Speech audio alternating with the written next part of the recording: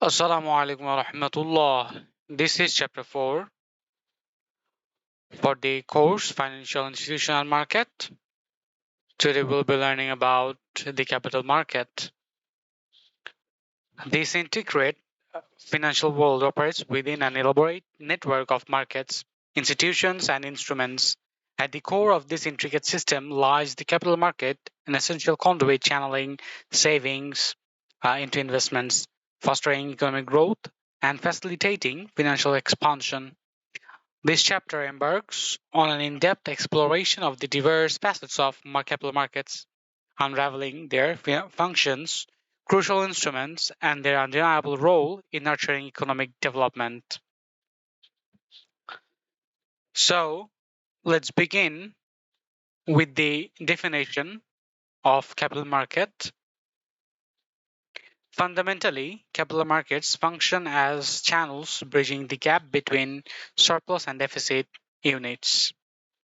Capital markets serve as vital bridges connecting surplus units, individuals or entities with excess savings, to deficit units, businesses or governments in need of capital for expansion and development.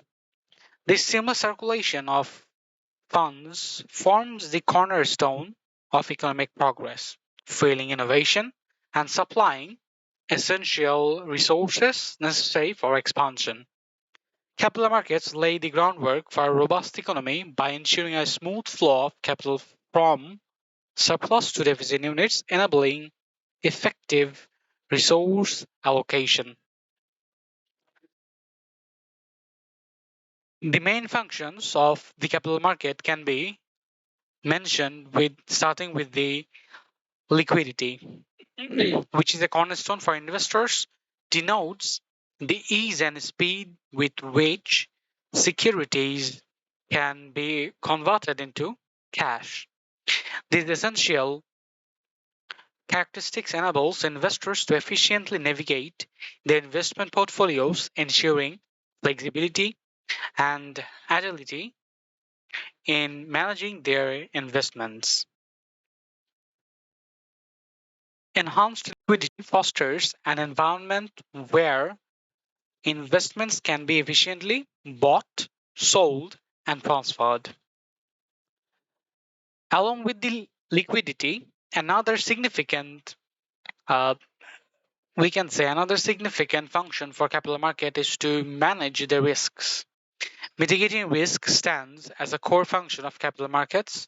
Sophisticated instruments such as options and futures offer investors mechanisms to hedge or mitigate against potential losses.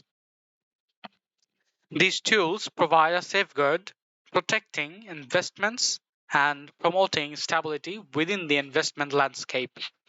By offering avenues to manage risks, capital markets bolster investor confidence and contribute to a more secure investment environment. Another significant function for capital market is to mobilize savings for investors.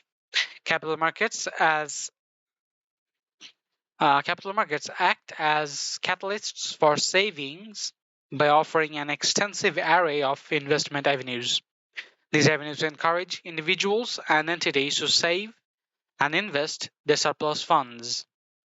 The channeled savings subsequently flow towards organizations or projects requiring financial support for their growth initiatives, acting as a vital stimulant for economic expansion. The process facilitates stability and prosperity by fostering investments in areas crucial for development. The final point can be mentioned is to facilitate price discovery within the dynamic milieu of capital markets. The prices of securities are determined by the interplay of market forces. For instance, at the Dhaka Stock Exchange, these forces play a pivotal role in establishing security prices. This mechanism of price discovery ensures transparency, efficiency in pricing, crucial for maintaining market integrity and investor confidence. Now let's discuss about the key instruments of our capital market. The first one needs to be mentioned, which is equity securities, meaning the shares traded in the share market. We symbolize ownership in corporation, entitling holders to dividends and voting rights. They signify a tangible stake in a company's success, attracting investors seeking capital appreciation and a share in profits. Equity markets are dynamic, influenced by factors such as company performance, market sentiment, and economic condition. The next instrument will be debt securities. For example, bonds and debentures are included in debt securities. Uh, they serve as avenues for entities to raise capital. Bonds are fixed income securities where investors lend money to issuers in return for regular interest payments and eventual repayment of the principal at maturity. On the other hand, debentures, unsecured in nature, represent long-term borrowing by a corporation backed by its creditworthiness. These debt instruments play a pivotal role in financing large-scale projects, infrastructure development, and fulfilling operational needs. Let's talk about derivative instruments, which are sophisticated financial contracts derived from the value of underlying assets. For example, futures and options, the primary types, provide investors with opportunities for speculation or hedging. Future contracts necessitate the purchase of or sale of an asset at a predetermined price on a future date, while options grant the holder of the right, but not obligation, obviously, to buy or sell an asset within a specified period. These instruments enable investors to manage risk exposure, speculate on market movements, and diversify portfolios. Government securities will be another key instrument which is issued by the governments, notably treasury bills and treasury bonds, serve as safe haven instruments. Treasury bills are short-term debt instruments with maturities typically less than 1 year, offering low-risk liquid options for investors. Government bonds with longer maturity periods provide stable returns and security, attracting risk-averse investors, of course. These instruments bolster market stability as they are backed by the government's credit and repayment capacity. So now let's distinguish between forward and future contracts. Forward contracts are bespoke agreements customized to suit the needs of the contracting parties. They are traded over the counter, facilitating flexibility in terms, quantities, and settlement dates. However, these contracts are not standardized and entail counterparty risks as they're privately negotiated. Future contracts are standardized agreements traded on a regulated exchanges offering transparency and liquidity. They feature predetermined specifications for quantity, quality, and settlement, enabling seamless trading and mitigating counterparty risk. Futures markets operate under stringent regulations promoting fairness and stability. Finally, let's talk about listing on stock market for corporations and for stakeholders also, stockholders also, but shareholders. Stock exchange listings provide corporations with a platform to access a broader pool of investors, facilitating capital raising initiatives. Publicly traded companies benefit from increased visibility, improved credibility, and enhanced shareholder value. However, the regulatory requirements, compliance cost, and the potential uh, dilution of control are notable challenges associated with such listings. Listings on stockholders for shareholders grants the shareholders enhanced liquidity, allowing them to buy additional shares to raise capital may reduce existing shareholders' ownership stakes.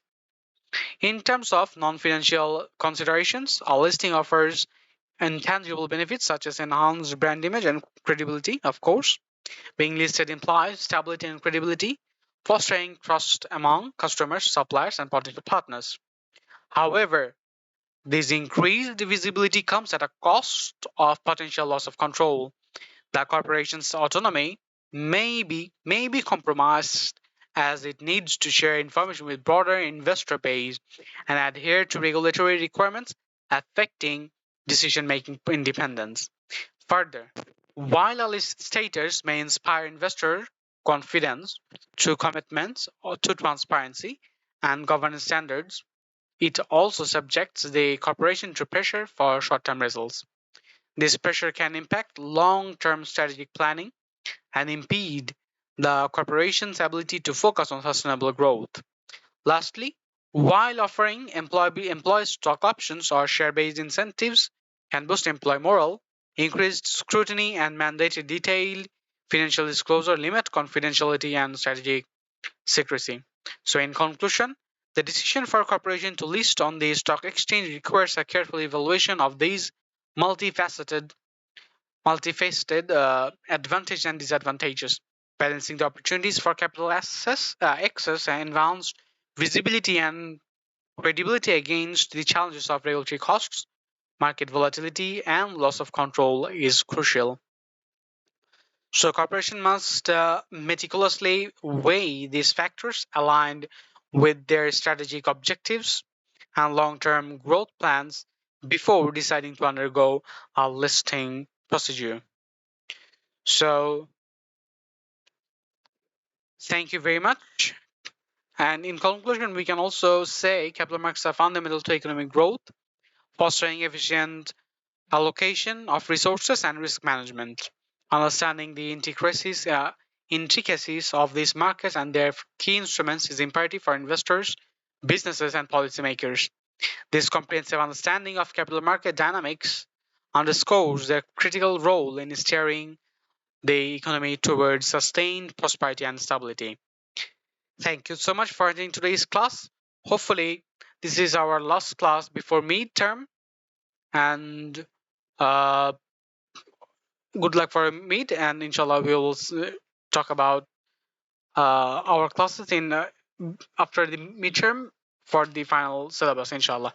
Assalamu alaikum wa rahmatullahi wa barakatuh.